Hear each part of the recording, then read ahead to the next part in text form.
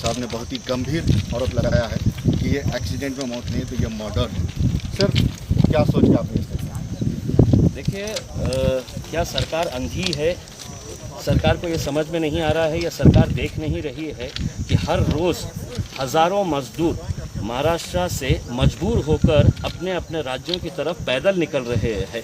इस तपती धूप के अंदर छोटे छोटे बच्चों को लेकर बुजुर्ग लोग, नौजवान लड़के, ये लोग या तो साइकिल के ऊपर 1400, 1500, 1600 किलोमीटर का सफ़र तय करने के लिए ये लोग पैदल इस वजह से निकल रहे हैं कि इन्हें कोई सुविधा नहीं दी जा रही है। मैंने खुद ने prime minister's office, railway minister, railway department, इनको सबको ट्वीट के जरिए बार बार ये बताया था कि कई हजार मजदूर यहाँ पर फंसे हुए हैं करके। इसके बावजूद अगर ये घटना होती है, ये एक्सीडेंट होता है, तो ये एक्सीडेंट नहीं है, ये हत्या है। और इस हत्या के पीछे रेलवे डिपार्टमेंट के ऊपर हत्या का केस रजिस्टर होना चाहिए, प्राइम मिनिस्टर्स ऑफिस के ऊपर है तो रजिस्टर होना चाहिए। क्योंकि अगर आप सिविल एविएशन मिनिस्टर ये प्लानिंग कर सकते हैं कि 7 तारीख से लेकर 14 तारीख के बीच में इतने हज़ार हम मुसाफिरों को विदेशों से हम यहाँ पर हवाई जहाज़ के ज़रिए लेकर आएंगे, तो इन गरीबों को सड़कों के ऊपर क्यों छोड़ा गया है? मरने के लिए ही छोड़ा गया ना, कि मरने के बाद क्या होगा?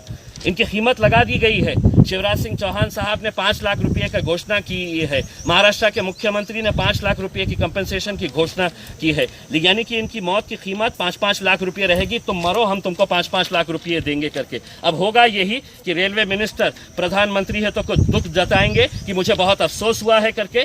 रेलवे मिनिस्टर कहेगा कि मैं एक इंक्वायरी करवा रहा हूं, और उसी इंक्वायरी का नतीजा है ये जितने अधिकारी यहाँ पर आए हुए हैं, ये सब के ऊपर हत्या का केस रजिस्टर होना चाहिए।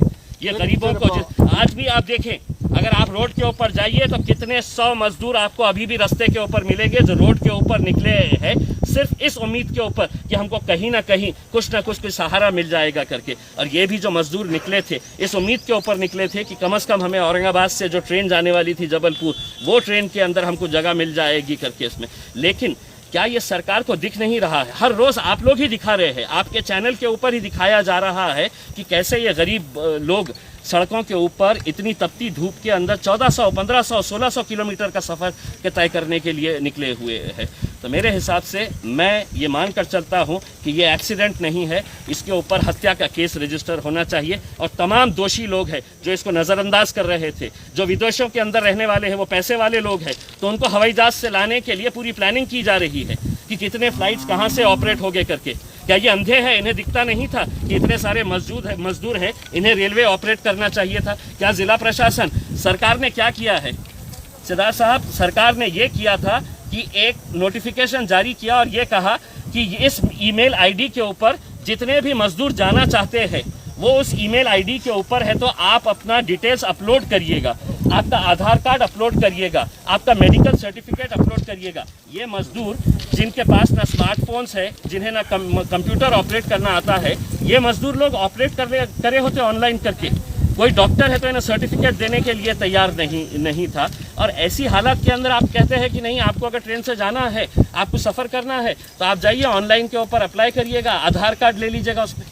कोई डॉक्टर जब करने के लिए तैयार नहीं था, और आखिरकार 3 दिनों तक आप देखे हैं कि हर जगह के ऊपर इतनी भीड़ लगी हुई है कि डॉक्टर्स का कहीं से सर्टिफिकेट मिल जाए, और कल दोपहर में जाकर सरकार चेंज कर देती है, नहीं हमको डॉक्टर का सर्टिफिकेट नहीं चाहिए।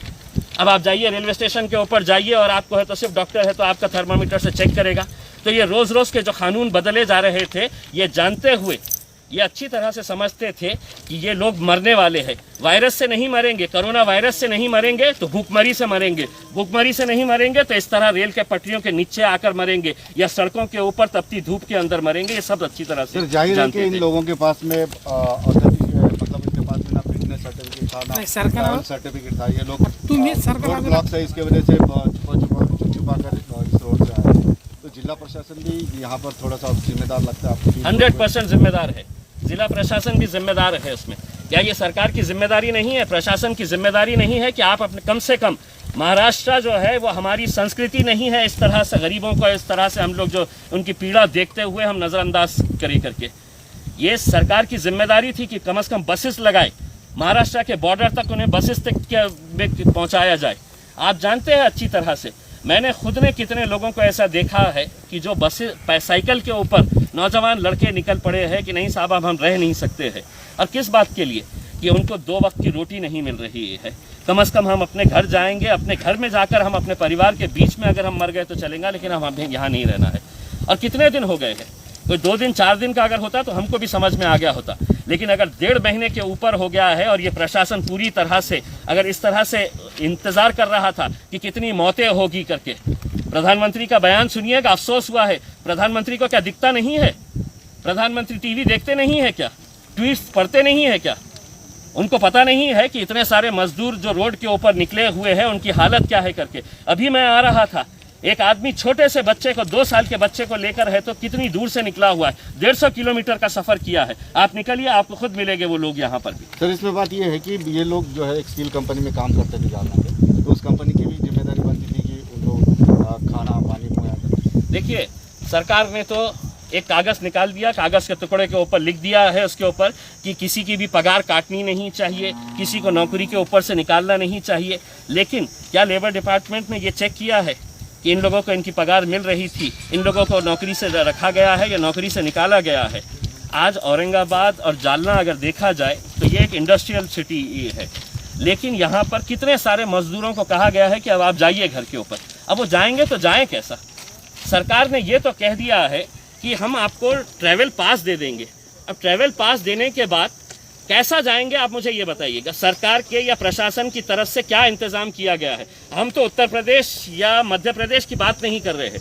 अगर औरंगाबाद से किसी को नागपुर जाना है, जो महाराष्ट्रियन बंदा है, अगर किसी को नांदेड़ जाना है, किसी को उस्मानाबाद जाने का है, मुंबई जाने का है, तो उसके लिए क्या प्रावधान किया गया है? ये हम प्रशासन से सवाल करना चाहते हैं। कोई प्रावधान किया गया है? कोई इंतज़ाम किया गया है? नहीं, हम आपको सिर्फ पास दे रहे हैं, आप अपना करिएगा। अरे जिस आदमी के पास 2 वक्त की रोटी नहीं है खाने के लिए, अगर आप उसको इस तरह से कागज़ का टुकड़ा दे देंगे और कहेंगे कि नहीं अब हमने पास दे दिए है, अब तुम तुम्हारा इंतज़ाम कर लो करके, तो मेरे हिसाब से ये एक खेल है, खिलवाड़ है। सिर्फ गरीब लोग हैं, उनकी मौत के ऊपर क्या अफसोस करने का? उसमें 5 लाख रुपए दे दिए, मरने के बाद उसमें और भी मरेंगे, 10-20 लोग मरेंगे तो 5-5 लाख रुपए मिल जाएंगे उसके अंदर। इससे ज़्यादा और कुछ नहीं होगा। एक इंक्वायरी होगी, इंक्वायरी के अंदर क्या होगा?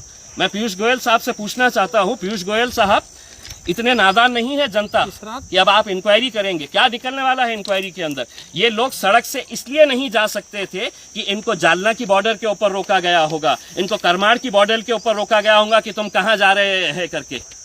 ये पुलिस वाले इन्हें परेशान कर रहे थे तो चोर रास्तों से जा रहे थे कि हम रेलवे ट्रैक के ऊपर से चले जाए करके।